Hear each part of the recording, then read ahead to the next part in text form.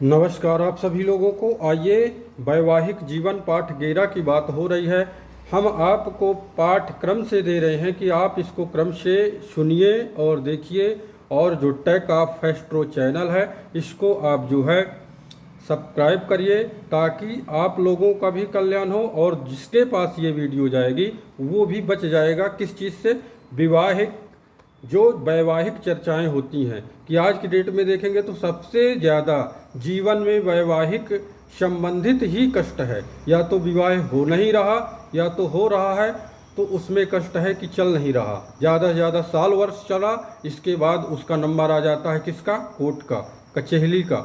इसी प्रकार इसको हम आपको बता रहे हैं कि आप लोग स्वयं इतने विद्वान हैं कि इस पत्रिका को अपनी डेट ऑफ बर्थ, समय व्हाट्सएप में सेंड करें। और आपको अगर इसके संबंधित कोई कार्य है तो समय लेकर के हमसे संपर्क कर सकते हैं और हम तक पहुंच सकते हैं। तो हम आपको जो है ज़्यादा से ज़्यादा प्रयास ये रहेगा कि जीवन आपका दाम्पत्य जीवन सुखमय व्यतीत हो। अब इसमें हम आपको बात करेंगे कि पूर्व के पाठ में हमने ये बताया था कि लड़ाई झगड़ा कैसे होता है, तलाक के संबंध कैसे बनते हैं, वैवाहिक जीवन में विलंब किस प्रकार होता है, सप्तम में बैठा ग्रह क्या हमको बताता है कि हमारा पार्टनर किस प्रकार मिलेगा, अच्छा मिलेगा या बुरा मिलेगा का, और समय हमारा कब बुरा चलेगा ये भी हम आपको बताए थे। इसलिए हम आपसे यही विनम्र आग्रह करेंगे कि आप इस वीडियो को ज़्यादा से ज़्यादा लोगों तक पहुंचाइए, ताकि आपका भी कल्याण होगा और जिसके पास जाएगी उसका भी काम होगा।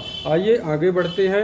आपको हम बता दें कि निश्चित तौर से अगर घर घर में लड़ाई झगड़ा हो रहा है तो बात छठे की और द्वादश की आई थी कि अगर द्वादश से और छठे से संबंध किसका हो जाए, हमारे सप्तम और सप्तमेश कारक का हो जाए, तब हमारे जीवन में वैवाहिक जीवन में, हमारे दाम्पत्य जीवन में कष्ट होगा ही होगा, लड़ झगड़ के हमारा जो है जीवन कटेगा। इसीलिए आपको बताए थे आप विद्वानों के पास जाइए। विवाह के पहले आप ज़्यादा से ज़्यादा हो सके तो डेट ऑफ बर्थ है तो इससे मैच करा लीजिए, अगर वो नहीं है तो नाम से मैच करा लीजिए।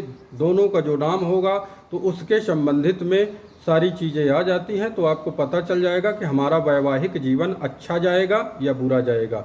तो आइए आपको हम बता दें कि एक तरफ जो ज्योतिष के संबंध बताए गए थे तो 4 प्रकार के बताए गए थे। तो 4 प्रकार का जो संबंध होता है तो अच्छा भी होता है, बुरा भी होता है। अब इसमें द्वादश का जो हमारे संबंध है, सप्तम का संबंध है, तो वैवाहिक जीवन में कष्ट हमारे देता है। अब एक तो हम ये बता दें कि देखिए कभी ऐसा होता है कि एक तो करेला ऊपर से नीम चढ़ा, अगर कहीं पर केतु मंगल का सप्तम के ऊपर प्रभाव हो जाए, छठेश का हो जाए, तो आपका जीवन जीना मुश्किल हो जाएगा। तो इसमें बताया गया है। दूसरी बात है कि शनि और राहु, तो राहु और शनि ये जो ग्रह हैं, एक तो मंदगामी ग्रह है, दूसरा राहु योजना बनाने में माहिर है कि कूटनीति किस प्रकार करना है। तो अपना जो पार्टनर होता है, तो पति हो या पत्नी, सबसे पहले प्लानिंग बनाए रहते हैं कि आज इस संवाद में लड़ाई हमको करना है, और जब जाएंगे तो उसी संबंध में आपकी लड़ाई होगी। तो अगर सप्तम के ऊपर, चंद्रमा के ऊपर इन ग्रहों का प्रभाव होगा तो आपके जीवन में जरूर ही कलेश होगा। अब नवांश में देखें तो नवांश में हमको शनि हो, राहु हो, तो जातक का लड़ाई झगड़ा जीवन भर चलेगा।